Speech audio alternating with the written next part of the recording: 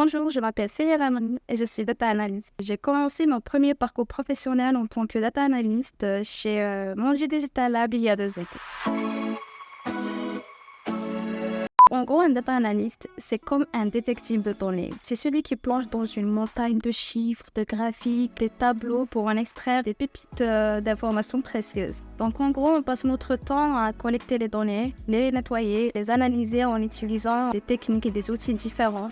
Et puis transformer ces données en histoire que même les non-initiés peuvent comprendre. Tu sais, le plus excitant, c'est quoi? C'est le fait de trouver et de détecter des tendances cachées, de prédire des comportements futurs et même de fournir aux entreprises des recommandations qui peuvent vraiment les aider à prendre des décisions éclairées. Pour devenir data analyst, il faut vraiment avoir de bonnes bases en mathématiques, en statistiques et en informatique. Personnellement, je ne pense pas qu'il y ait un parcours en particulier à suivre. Moi, j'ai suivi le parcours d'apprentissage machine pour la science des données à l'Université de Paris-Descartes. Moi, mon travail est centré sur l'analyse de données. Donc, le but, c'est de fournir à l'entreprise des informations pertinentes et utiles. Pour cela, premièrement, déjà, j'identifie, je rassemble les données des différentes sources, que ce soit des fichiers CSV, des bases de données, des API.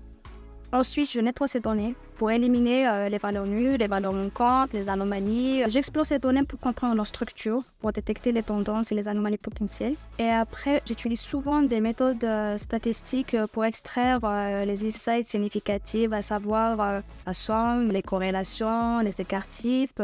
Après ça, j'utilise Power BI pour visualiser les données en créant des tableaux, des dashboards et les autres présentations visuelles. Et cela permet de représenter des données d'une manière claire et compréhensible. Et au final, je communique les résultats aux autres équipes, notamment aux data scientists, aux experts de données, pour mettre en place des stratégies en se basant sur ces données.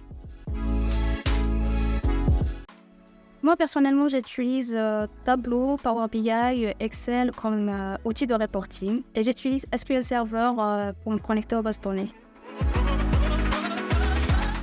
En tant que data analyst, il y a 5 erreurs à éviter pour garantir la fiabilité et la bonne qualité de vos résultats d'analyse. Premièrement, c'est de se précipiter en analysant les données, de ne pas comprendre le contexte des données, de se perdre dans les détails, de ne pas utiliser les bonnes méthodes d'analyse et surtout de ne pas réviser les résultats avant de les communiquer aux autres équipes. Je travaille avec différentes équipes, notamment avec les data engineers pour avoir accès aux données, avec l'équipe métier pour comprendre leurs besoins, avec des experts en visualisation pour avoir une représentation la plus efficace et claire possible. Bon, ça, j'ai envie de parler de 2 points différents. De point de vue personnel, je pense qu'un bon data analyst doit avoir des compétences en résolution de problèmes, doit être capable de communiquer les résultats d'une manière claire et efficace, d'être capable de travailler en équipe et surtout être flexible face aux défis. Et de point de vue professionnel, comme je l'ai dit tout à l'heure, il faut avoir de bonnes bases en mathématiques, en statistiques et en informatique. J'essaie de rester à jour en lisant des articles spécialisés, en participant à des communautés professionnelles pour échanger et avoir à chaque fois les dernières tendances sur l'analyse de données. Aussi, je suis des formations en ligne. D'ailleurs, actuellement, je suis une formation sur Power BI sur la plateforme Data Coach. Et franchement, ça me permet vraiment d'évoluer et de progresser continuellement.